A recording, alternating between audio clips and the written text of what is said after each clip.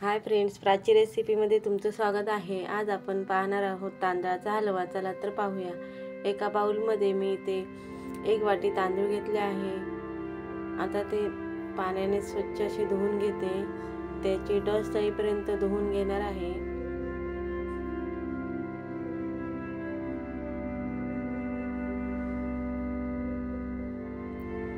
हे तांदूळ मी 2 तास भिजत ठेवणार आहे। आता त्यात 2 वाटी पाणी घालून घेते।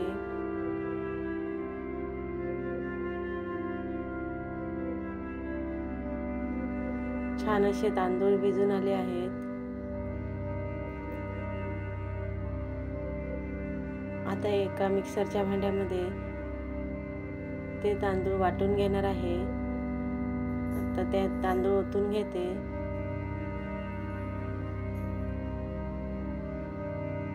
इथे मी एका नारळाचं ओलं खोबरं 1 वाटी करून घेतलं आहे, तेही घालून घेणार आहे। आणि मी मिक्सरला बारीक असं वाटून घेते। छान अशी पेस्ट तयार झाली आहे।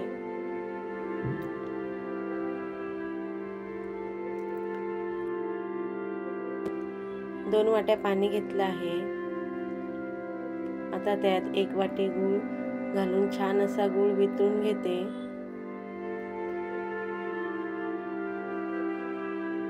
गुळाचा पाक करायचा नाही, तो छान असा वितळून झाला की त्यात ती पेस्ट घालून घेणार आहे।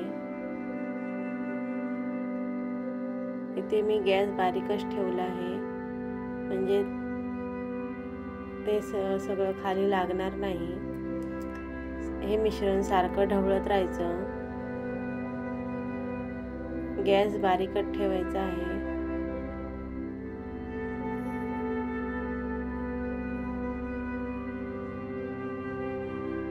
5 ते 10 मिनिटं शिजून घ्यायचं। त्यानंतर 2 चमचे तूप घालायचं।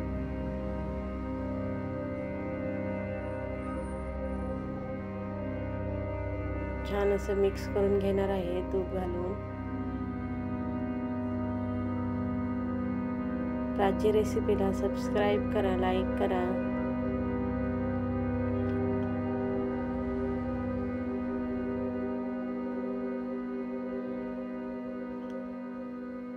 आता त्यात वेलचीचे दाणे घालून घेते। पुन्हा एकदा मिक्स करून घेणार आहे।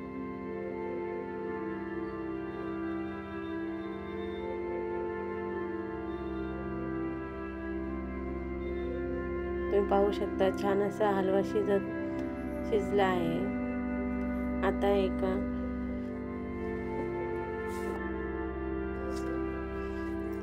केकच्या टीन मध्ये तूप लावून घेते, म्हणजे खाली चिकटणार नाही। आता ते मिश्रण ओतून घेते। गरमच असताना ते छान असं थापून घ्यायचं।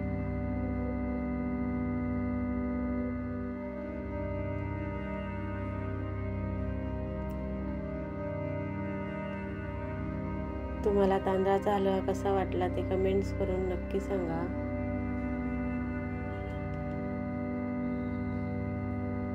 दहा ते 15 मिनिटं थंड झाल्यावर त्याच्या मी वड्या पाडून घेणार आहे।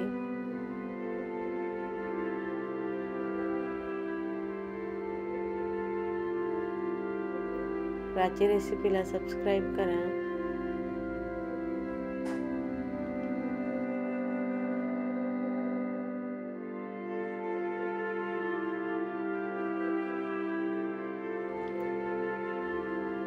छान अशा वड्या पाडून घेते।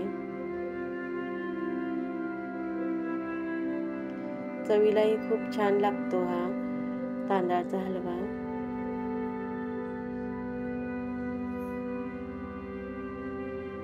छान अशा वड्या पाडल्या आहेत, तुम्ही पाहू शकता। थँक्यू।